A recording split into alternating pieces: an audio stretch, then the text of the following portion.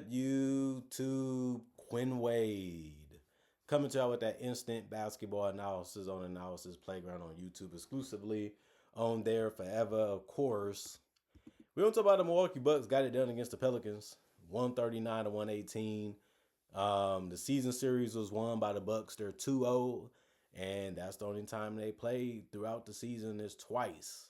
And they had to go to the Pelicans to beat them, and they did. Pelicans go to 15 and 42 and 9 and 21 at home. The Bucks go to 24 and 30 and 12 and 18 on the road. Pelicans won the first quarter 38 to 33, but lost the second quarter 38 to 27, the third quarter 32 to 31, and the fourth quarter 36 to 22. Kyle Kuzma, you know he's going to get in double figure. You just don't know how he's going to do it or how efficient he's going to be at doing it. 25 minutes, 14.6 to 11 from the field, 2 of 5 from 3. You know he likes those push shots, those floaters, and getting to the basket, but he also going to try to take some from long distance. Ended up working out for him in this one. 3 rebounds, 4 assists, 1 turnover, 1 steal, 2 offensive rebounds, 1 personal foul, and a plus 15 and plus minus. Jericho Sims, he's going to get to that rim and try to finish as fast as he can. It works. And it worked in this one. He only had 4 points, though, because he went 2 of 2 from the field in 19 minutes.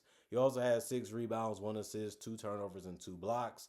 1 offensive rebound, 4 personal fouls, and a plus 21 and plus minus. Kevin Porter Jr., he was getting to the rim and hitting them jump shots. Didn't switch up much in this one. 32 minutes, 25 points for him.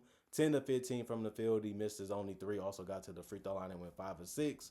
Only missing 1, which is good. He got 2 boards and 7 assists. He's always looking to score a pass. He holds the ball a lot. He dribbles a lot, so he should be able to find something. And it's still working for him this year for the Bucks and throughout his career. 2 steals, 1 block, 2 personal fouls, and a plus 12 and plus minus. AJ Green, 30 minutes. He ended up missing his only shots. He went 0 of 4 from 3. Those was his only shots. And that's what he's out there for. He tried to drive and kick it or keep it moving when he didn't have it. Still finished with 4 assists, which is good. He also had 2 rebounds, 2 turnovers, and a steal. 2 personal fouls and was a plus 22 and plus minus.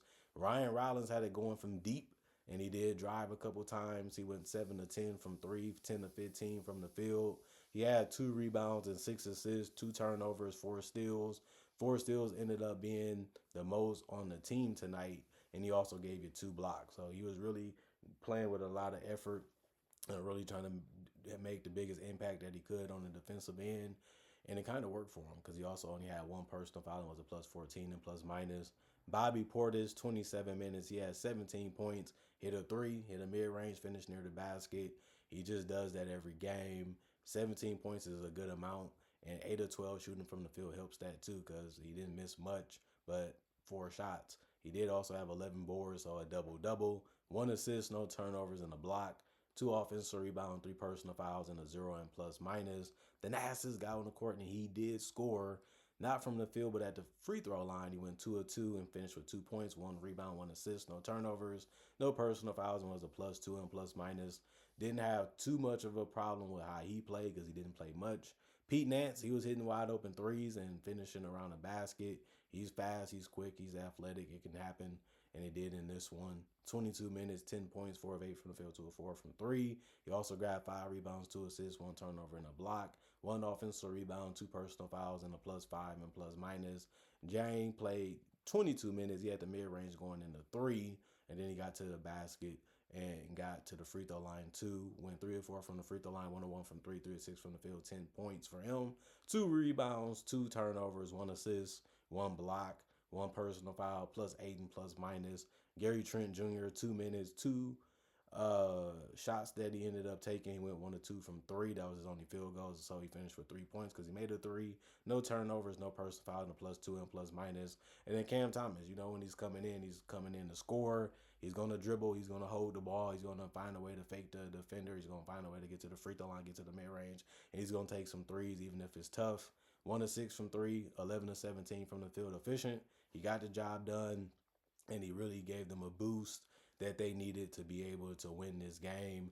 3 rebounds, 1 assist, 2 turnovers, 2 offensive rebounds, 1 personal foul, and a plus 2 and plus minus. And then Andre Jackson Jr., 2 minutes. He also had 1 steal, no personal fouls, and was a plus 2 and plus minus. And then you look at the New Orleans Pelicans. Herbert Jones got to the rim and finished. He missed every three. 0 of 6 from 3, 3 of 10 from the field. He still got 8 points. He was the only starter to not score in double figures. In points for the Pelicans, 32 minutes, 2 of 2 from the free throw line, 4 rebounds, 3 assists, 1 turnover, 1 offensive rebound, 5 personal fouls. That ended up being the most on the team. He also went minus 19 and plus minus. Zion was just relentlessly going to the basket over and over again and just kept having success doing it. 32 points, 13 to 17 from the field, 6 of 8 from the free throw line. That comes with the territory of getting to the rim. Might get pushed, you might get knocked, but you still can finish it. 2 rebounds, 2 assists, no turnovers, 2 offense rebounds, which was all his rebounds.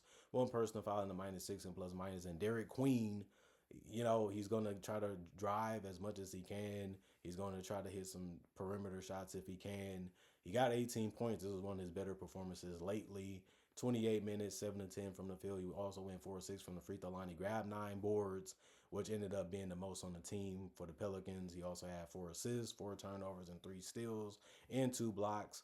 He was trying a lot more. They kept challenging him and kept coming at him. So, of course, you're going to take some pride in trying to defend, as best as you can after a while.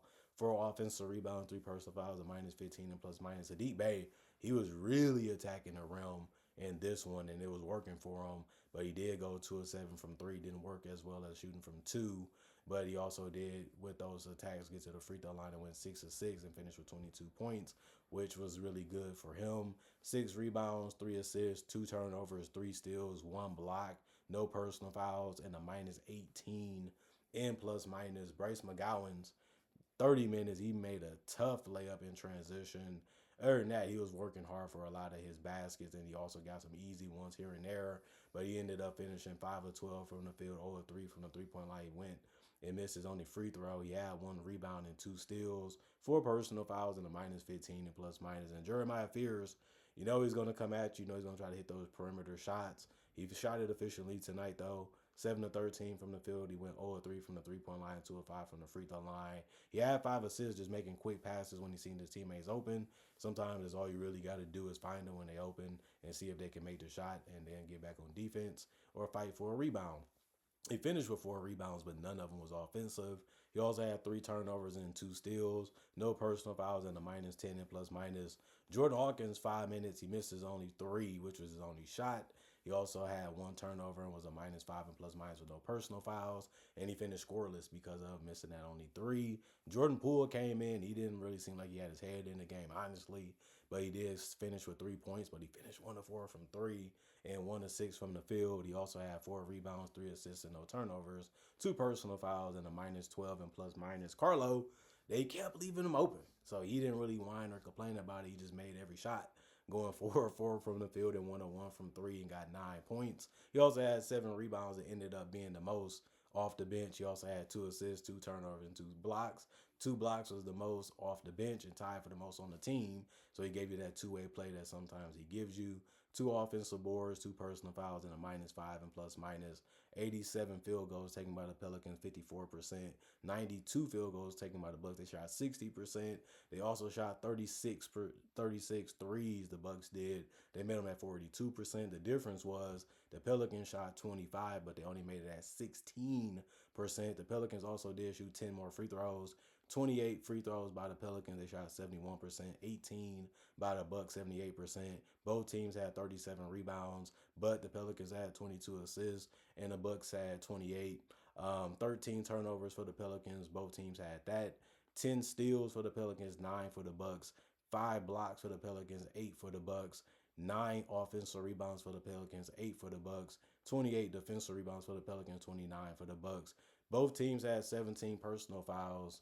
And this was a game where the Pelicans looked like they might be able to win it, and then they just couldn't keep it up. They ran out of energy. They ran out of effort. They couldn't make shots. They couldn't play defense good enough. The Bucks started hitting shots from the perimeter. They started hitting their threes. They started hitting their pull-ups. They still was able to get into the rim. They still was able to get to the free throw line. They was able to give so many different things to the Pelicans, and the Pelicans just couldn't respond the way that they needed to be able to get this win in this game.